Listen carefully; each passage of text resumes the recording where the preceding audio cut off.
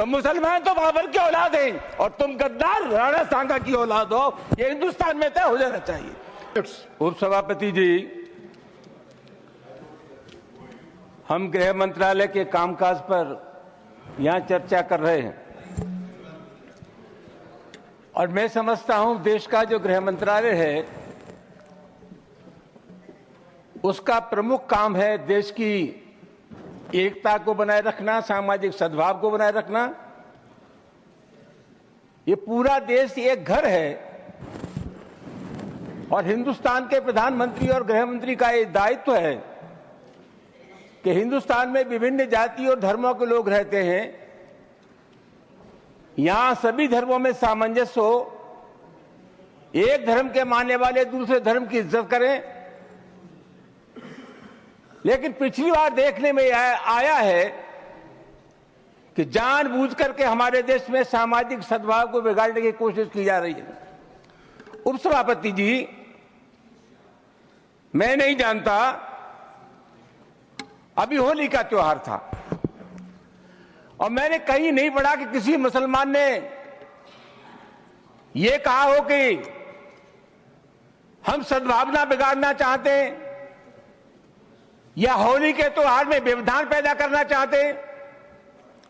लेकिन इसके बावजूद भी तमाम ऐसे बयान आए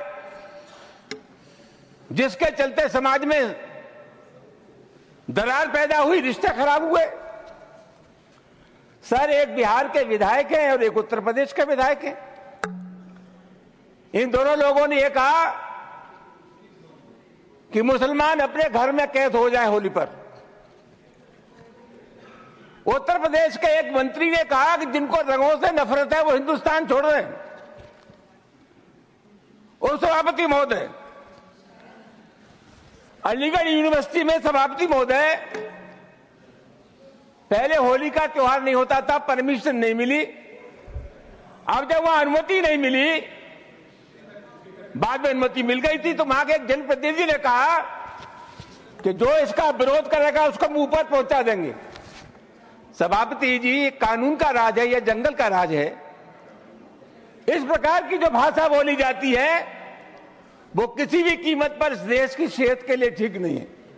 और मैं बहुत अफसोस के साथ ये कहना चाहूंगा कि बीजेपी की सरकार है, बीजेपी का कोई जिम्मेदार नेता या कोई मंत्री इन सब चीजों का प्रतिवाद नहीं करता। यह नहीं कहता कि इस प्रकार की जो भाषा बोलते हैं उनसे हमारा कोई संबंध नहीं है।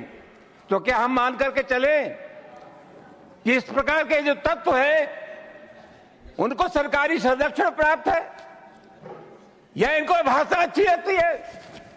सभापति महोदय, बार बार कहा जाता है और अभी कहा गया कि जो लोग होली में के त्योहार पर होली नहीं खेलना चाहते, और जैसा मैंने कहा जिनको रंग पसंद नहीं है वो हिंदुस्तान छोड़ दें।